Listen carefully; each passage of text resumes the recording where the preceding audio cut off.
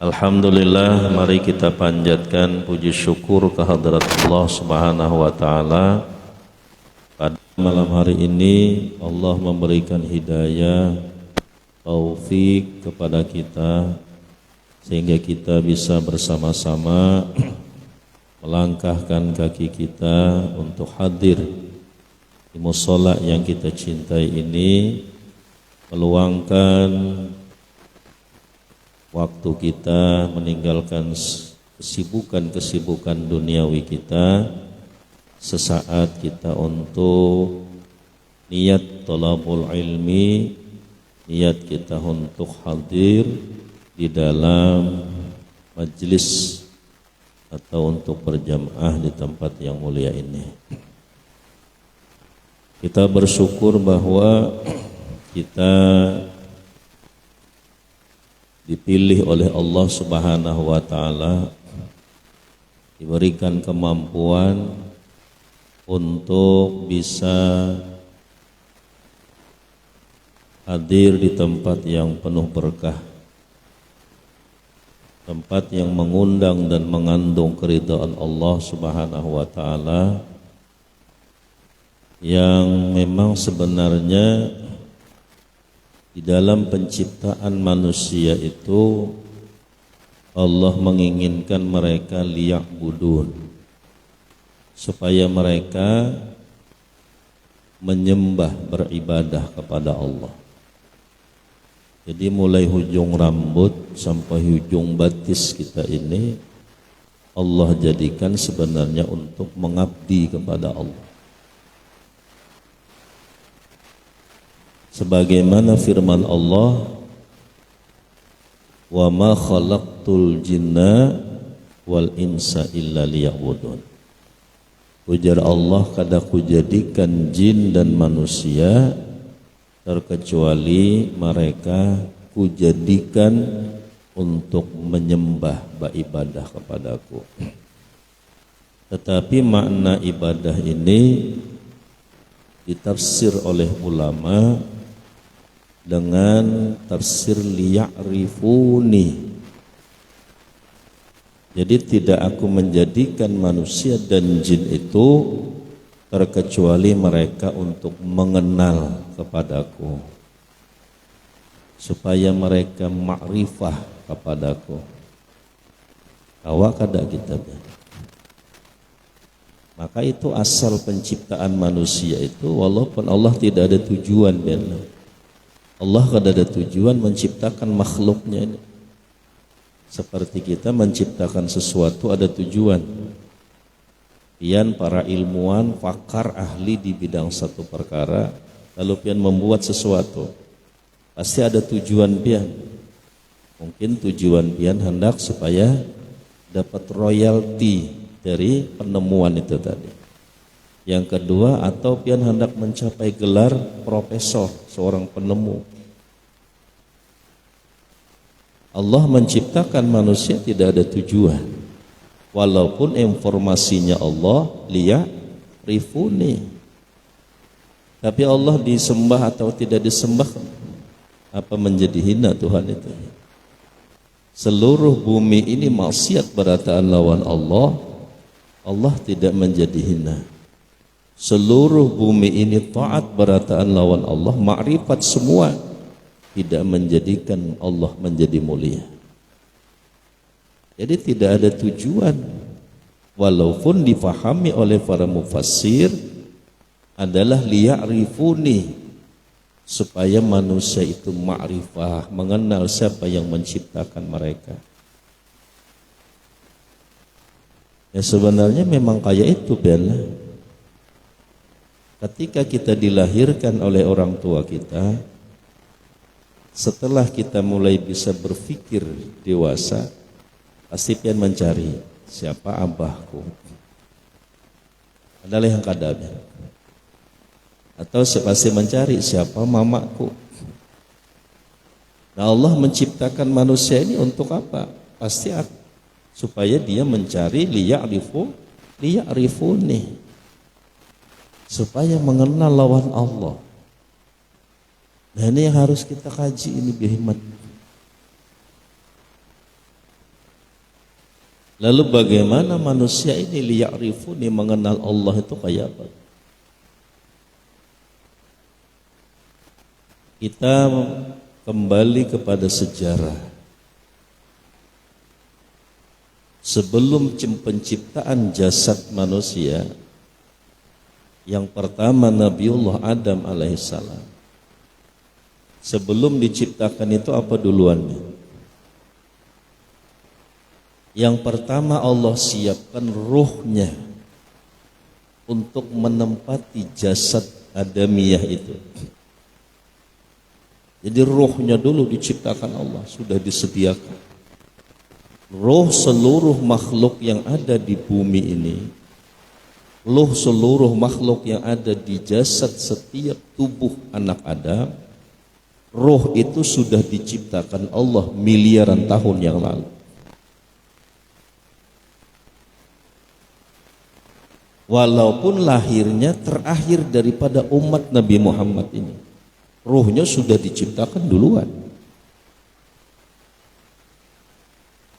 Bukan nunggu diciptakan, setelah ini jadi manusia, ruhnya hanya diciptakan, kada. Gimana dalilnya? Allah Subhanahu wa ta'ala berfirman, qala alastu birabbikum qalu bala syahidna. Berarti sudah kalau bertanda. Ujar Allah, alastu birabbikum, hai semua roh, apakah saya bukan Tuhan kalian? Semua roh, berarti yang walaupun yang terakhir jasadnya diciptakan Allah, yang disediakan ruh untuk jasad itu, ruh itu sudah diciptakan duluan. Alastu birabbikum, hai semua ruh, apakah aku bukan Tuhan kalian? Apa ujar roh?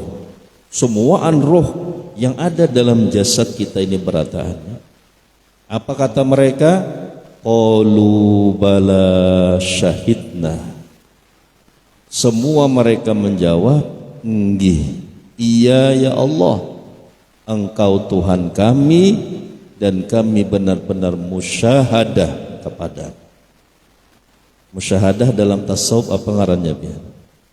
Juz'un minal ma'rifat.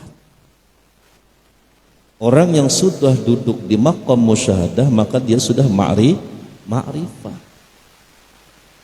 Maka inilah penciptaan manusia. Liya'rifuni. Jadi kata semua roh, iya ya Allah, Engkau adalah Tuhan kami dan kami benar-benar musyahadah, menyaksikan kepadamu. Berarti roh yang dalam jasad kita ini semuanya secara hakikat sudah ma'rifat ketika di alam arwah, alam roh. Tapi setelah masuk ke jasad jadi kacau. Maka para ulama membuat satu fahaman, sifatnya roh itu apa ya? Yang pertama sifatnya roh itu adalah ma'rifah. Semua roh dalam jasad kita ini sifat aslinya adalah ma'rifat. Dia sudah kenal lawan Allah. Sebagaimana tadi informasi Allah adalah Al-Quran, qala alastu birabbikum qalu bala syahidna. Jadi ma'rifat roh itu sebenarnya.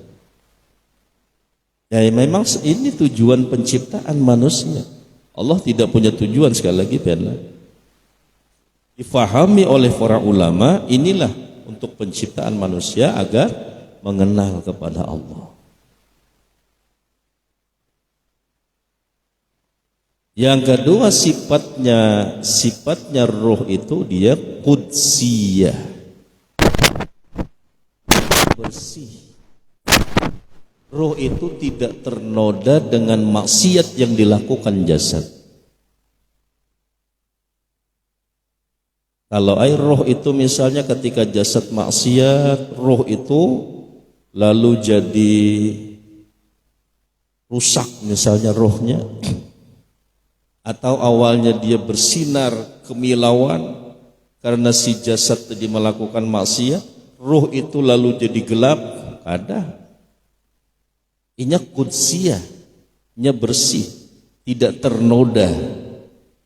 Lalu ketika jasad melakukan kedurhakaan kepada Allah, apa yang menjadi masalah dengan ruh? Dia terhijab. Maksiat ini yang mendinding si ruh tadi daripada ma'rifahnya kepada Tuhan. Misalnya kayak kita nih ya, apa yang menyebabkan kita kadang melihat di sebelah sana? Dinding ini. Misalnya tirainya itu gelap. Apa yang menyebabkan ibu-ibu tidak bisa melihat kita ke sini? Sebab karena tirai. Seperti itu si ruh arwah tadi itu. Terhijab dia dengan maksiat yang dilakukannya jasad. Terhijab itu terdinding. Ada sombong itu maksiat kadang-kadang. Ada dengki, ada ujub, bangga diri karena kelebihan yang Allah berikan kepadanya, baik kecantikannya, ketampanannya, status sosialnya, pangkat dan jabatannya, hartanya. Ini semuanya jadi hijab ini. Maksiatnya dengan Allah, melakukan yang dilarang, tidak mengerjakan yang diperintah. Nah, terhijablah si ruh ini tadi.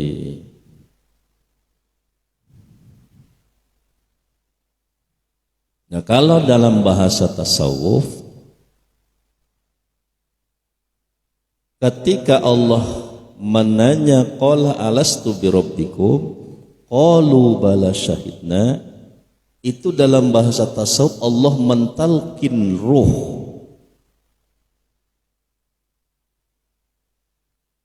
Jadi talqin yang pertama Allah ajarkan kepada ruh yang di jasad kita di alam arwah.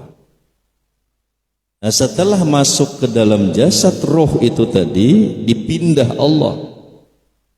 Babila Allah memindah roh itu, dia masukkan ke jasad kita babila? Kapan itu? Allah memasukkan roh yang dahulunya sudah ma'rifat ke jasad kita itu kapan? Ketika kita 6 bulan dalam kandungan ibu kita. Ada tahu kita itu dimasukkan. Kita masih 6 bulan. Ketika 6 bulan kita dalam kandungan ibu kita, apa ujar Allah? Wa nafakhna fihi mir ruhina. Kami tiupkan ke dalam janin itu ruh dari sisi kami. Lalu bergerak si jasad tadi. Nah, bergerak ujar yang mama. Coba pingkut ya abahnya, lalu mingkut yang laki, lalu menendang yang anak. Ganal tuh penyipakan tuh. Penyipakan ganal tuh.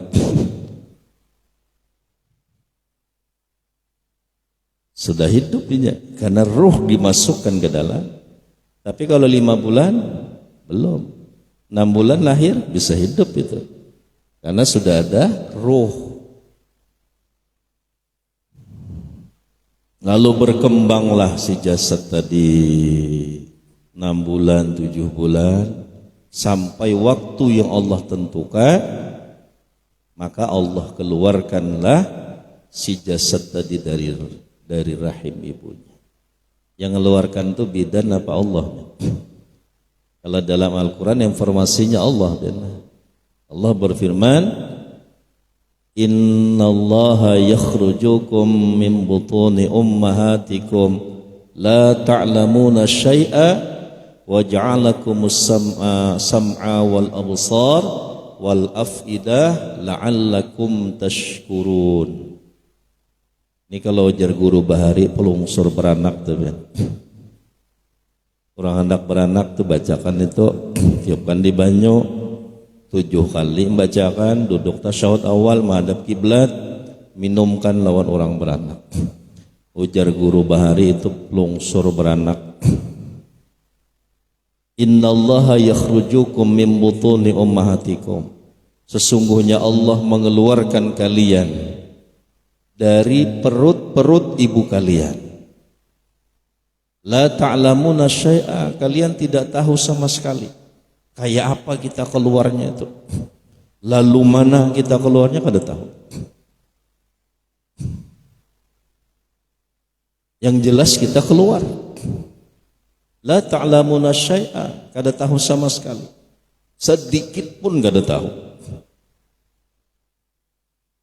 Batis kah terdahulu, burit kah terdahulu, kepala kah terdahulu. Setelah dikeluarkan dari butuni ummahatikum, wa ja'alakumus sam'a wal absar wal afidah. Allah jadikan bagi kalian sam'a wal absar, pendengaran dan penglihatan. Hanya 2-3 bulan. Nah jajak anak tuh.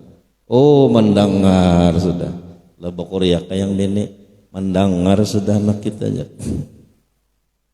Kalau pina mata celeng-celeng digerakkan tangan gini, ngumpati matanya melihat sudah.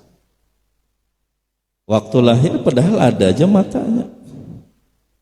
Waktu lahir ada aja telinga lengkap dengan gendang telinganya. Matanya lengkap dengan kornia matanya. Kenapa kada melihat? Hebatnya Al-Quran bela. Padahal belum ada teknologi pada masa itu. Al-Quran sudah memberikan informasi. Tidak ada pengetahuan ilmiah kedokteran pada masa itu. Al-Quran sudah menghabarkan lahir kada tahu apa-apa. Melihat kada, mendengar kada, padahal bermata bertelinga. Setelah mereka proses dalam kehidupan, si bayi tadi itu 1-2 bulan, lalu Allah letakkan sam'a wal absar wal afidah. Allah berikan penglihatan, pendengaran, Allah berikan inya fikiran. Mulai beganal bisa membedakan ini lampu, yang ini kipas angin, ini mama, ini abah, yang itu kakak. Sudah mulai berjalan memori.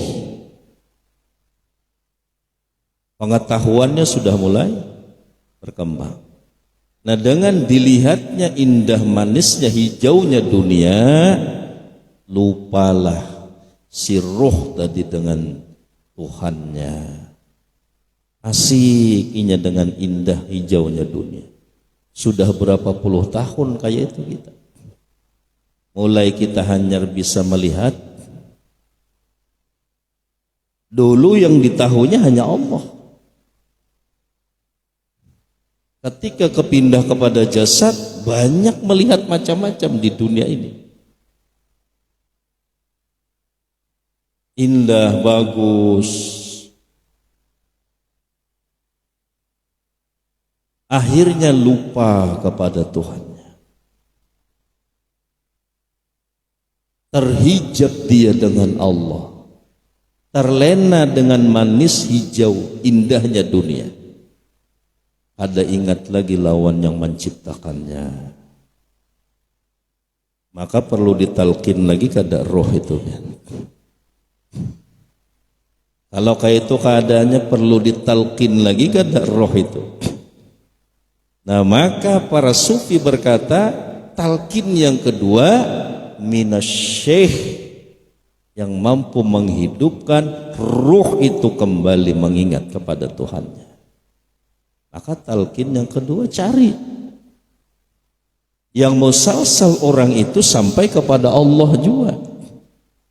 Berarti hakikatnya talqin itu hakikatnya dari Allah juga. Nah kalau kada bisa kada mengingat Allah. Kalau kada mencari orang yang bisa menghidupkan kolbu agar bisa mengingat kepada Tuhannya, bisa kada orang itu mengingat Allah? Maka perlu cari yang ahli talqin fid dunya. Dulu Allah mentalqin ruh di alam ruh, maka carilah ahli talqin fid dunya, sehingga kita ruh itu kembali bisa mengingat Allah dengan segala keindahan, kemanisan, kehijauan dunia ini. Berat tanggung jawabnya saat ini. Dahulu mungkin tidak ada yang dilihat, mungkin biarlah ketika kita di sana itu hanya ma'rifah kepada Allah, musyahadah kepada Allah, karena itu jauh lebih nikmat dari segalanya. Wujuhu yawma idzin nazirah. Kalau di Al-Quran di akhirat kiamat semua memandang kepada nur zat Allah, yang memandang itu jauh lebih indah, lebih nikmat, lebih mempesona daripada segala keindahan dunia. Mau kada roh itu melihat yang lain ketika itu? Tidak mau. Asiknya dengan memandang kepada nur jalalullah. Nah setelah dipindah ke jasad ini mulai kacaunya. Dijadikan absar, sam'a mendengar. Apalagi ada musik, nah tripping pulang. Wal absar, ini mata melihat, merah, kuning, hijau, kelabu. Wal afidah, mulai akalnya pulang berkembang, semakin luas wawasannya, semakin cerdas otaknya, semakin luas cara berkembang pemikirannya. Ini melupakan pulang. Nah, maka perlulah kita talqin yang kedua.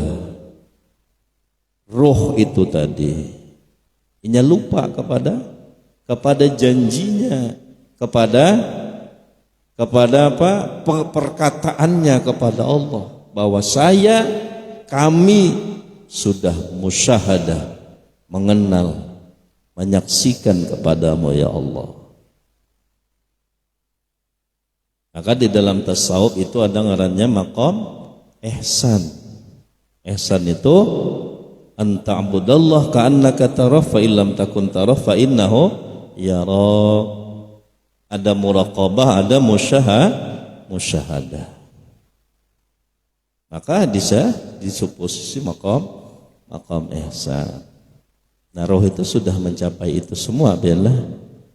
Nah maka perlulah kita cari sebagaimana perkataan Syekh Abdul Qadir Al-Jilani qaddasallahu sirrah. Kata beliau, carilah ahlut talqin yang mampu menghidupkan qalbumu kepada Allah sebelum ajalmu tiba. Kalau kada, bagaimana kita hendak bisa ma'rifah? Ma'rifat itu lain kisah. Ma'rifat itu kada bisa hanya dibaca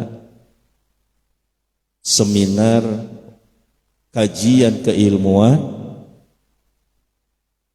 Kalau bahasa kami bahari itu ma'rifat dimuntung. Hanya di lisan, tenggorokan, sampai tengkorak kepalanya aja. Tapi tidak tembus sampai ke dalam sir, dalam rasa.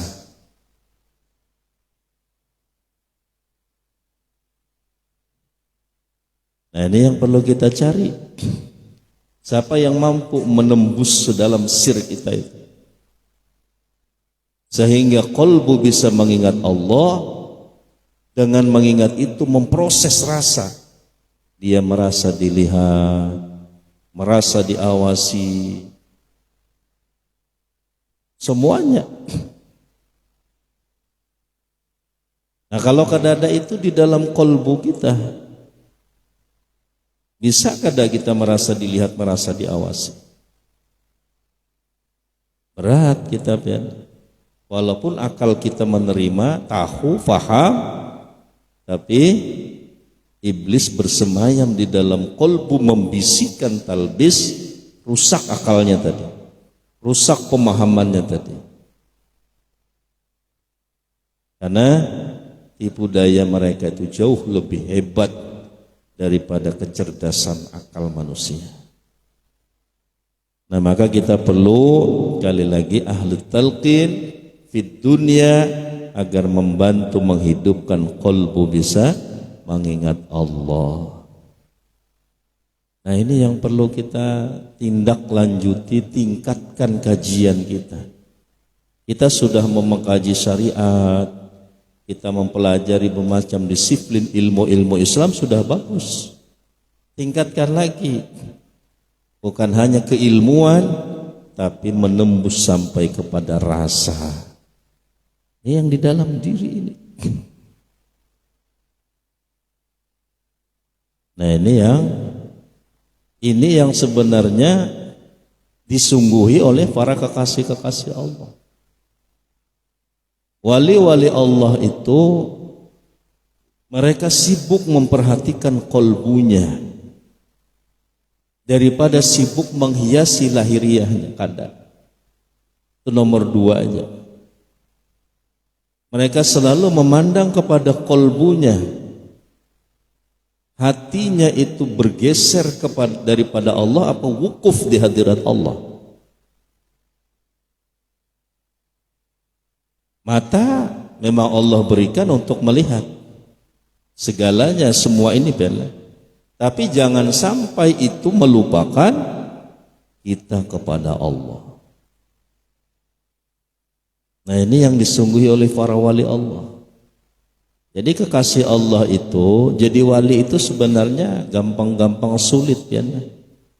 Kalau kada tahu jalannya pasti sulit.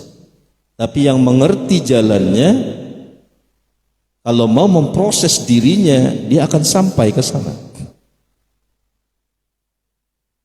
Para aulia Allah itu kolbunya senantiasa wukuf di hadirat Allah. Itu wali Allah. Dipuji kada bangga, dihina kada sakit hati. Dapat nikmat kada dapat nikmat, ini full Allah. Nah, itu kekasih Allah. Asyik ini lawan Allah.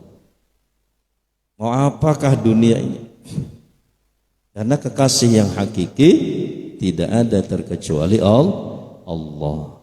Kamu tidak dikatakan beriman yang sempurna sebelum Allah dan Rasulnya yang lebih kamu cintai daripada yang lainnya. Apa yang banyak kita ingat, itulah hakikatnya kekasih kita.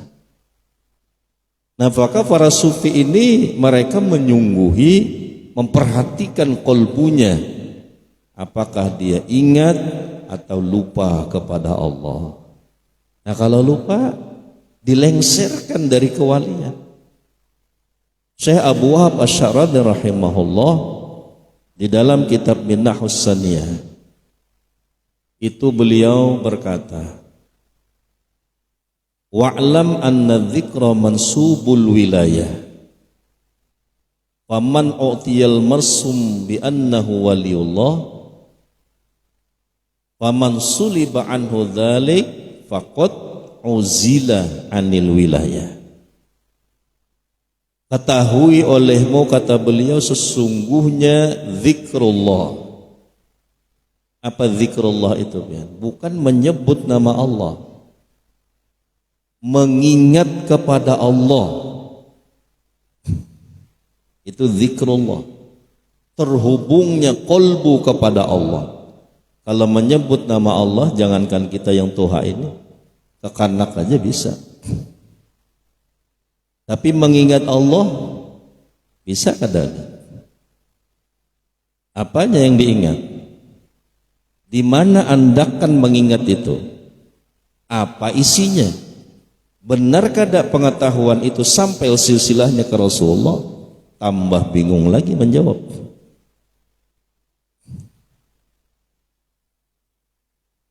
Jadi ingat hati kepada Allah itu mansubul wilayah. Itu bagian daripada wilayah kewalian. Kalau yang kada percaya wali biar aja, jangan dihual. Kalau kita percaya wali, ujarnya di dalam Al-Quran kada ada wali. Tanggung memaham Al-Quran itu aja benar. Kada ada ajarnya di dalam Al-Quran wali. Yaitu kurang memahami Al-Quran, kisah hajarat Al-Quran tapi kada faham Al-Quran. Banyak wali, kisah-kisah wali di dalam Al-Quran. Salah satunya wali Allah siapa dalam Al-Quran dikisahkan?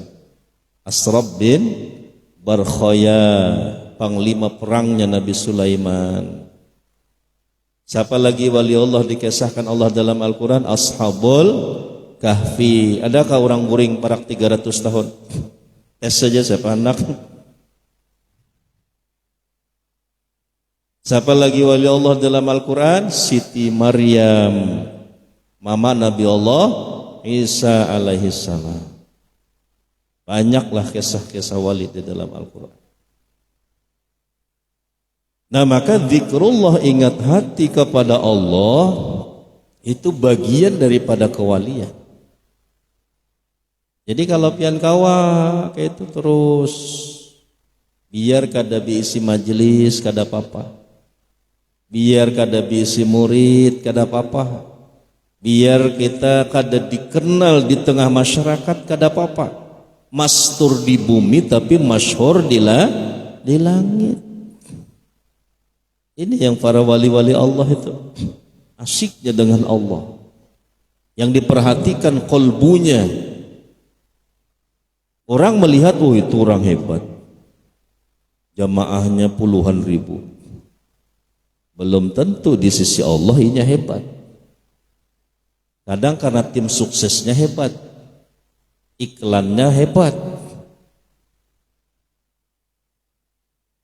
Karena kan ini kalau pakai tim sukses insya Allah bisa sukses kan. Biar pian hebat tapi tim suksesnya kada hebat, gagal juga.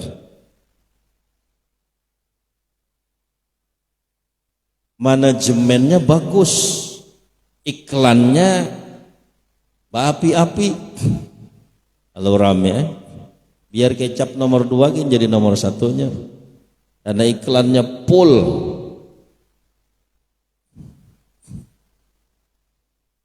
Allah kada melihat semua itu. Allah memandang kepada kolbu, hati kita. Kalau kada belajar zikir dengan ahlinya, kada tahu kita di mana andakannya itu. Mungkin kalau yang sudah belajar faham ya. Allah memperhatikan kolbu kita. Nah maka siapa yang Allah cabut ingatnya kepada Allah, lalu inya ingat dunia, indahnya, manisnya, hijaunya dunia tadi, lupa pulang inya kepada Allah, faqad uzila anil wilayah. Sungguh orang itu dilengserkan daripada makom kewalian. Terlena inya dengan pangkat jabatan sanjungan pujian, terlena dengan manis indah hijaunya dunia, lupa kepada Allah, maka dilengser dari kewalian. Ada bisa lepas sebenarnya. Seperti ma'rifatnya ruh kepada Allah. Ya seperti itu yang sebenarnya. Perlu kita latih terus kolbu agar selalu bisa mengingat Allah. Silahkan otak kita memikir rakaat, silahkan otak kita memikir bacaan, silahkan mata kita melihat ke tempat sujud, memang ini disunahkan menurut syariat. Fisik kita bekerja rukuk sujud i'tidal, qalbu full Allah. Nah itu yang benar. Silahkan otak kita mikir bisnis, silahkan fisik kita mengelola bisnis, silahkan lisan kita mengatur bisnis. Qalbu kita asik dengan Allah. Jadi kadang mengganggu. Kalau tahu jalannya, jangan pian kira bisa aja ini orang sugih jadi wali. Kalau tahu jalannya, bisa aja ini sibuk dengan pekerjaannya sebagai pejabat, pengusaha, ini bisa jadi wali. Kalau tahu jalannya, kolbunya asik dengan Allah. Allah kena yang mendidik rohaninya. Allah kena yang akan mendidik dia kepada kebaikan-kebaikan. Oh kurang ini cari guru ini, kurang ini cari guru ini. Bukan cukup di situ aja, kekurangan syariat. Karena Allah tuntun agar mencari guru yang ahli tentang syariat yang benar. Karena kesalahan syariat jadi hijab lagi kena dengan apa tadi, dengan kolbu itu untuk ma'rifat kepada Allah. Itu aja benar, mudah-mudahan ada manfaatnya.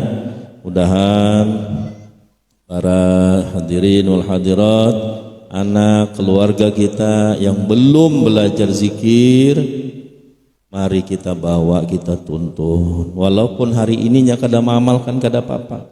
Coba kita tafakur dulu, pian belum belajar mampu kada mengingat Allah. Kalau menyambat ngaran Allah harap aja kita semua. Tapi mengingat Allah kada bisa. Wiritan pun amalan kita tidak bisa istiqamah, tambah ini kurang itu, tambah ini kurang itu. Hari ini koler kada dibaca, esok rajin semangat. Hari ini koler kurangi, esok rajin tambahi. Karena kada ada guru yang membimbing. Kita mau olah seorang, ngira-ngira seorang, tidak akan bisa wusul kepada Allah. Dari yang sudah wusul, umpati jalannya, dia akan membawa kalian kita kepada Allah. Wallahu a'lam, mudah-mudahan manfaatnya.